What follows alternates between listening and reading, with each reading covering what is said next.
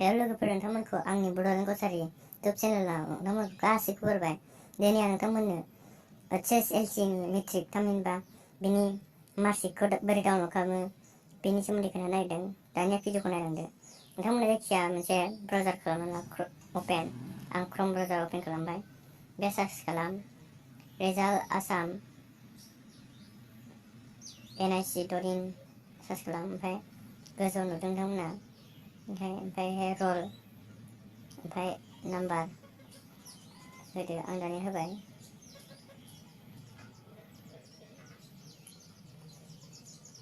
नोंथांमोनाबो गाव गावनि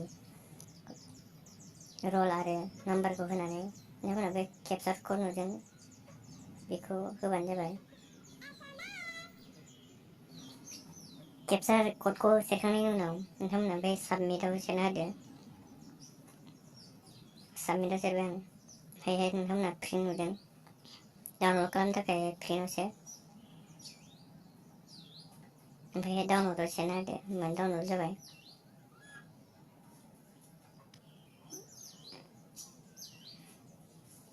डाउनलड जाबाय। नोंथांमोनाबो बिदिनो खालामनो हादो। भिडिअखौ माबायदि मोनदों कमेन्ट सेक्सनाव लिरहर आरो आंनि चेनेलखौ साबस्क्राइब खालामनानै थांदो। गोजोन्थों।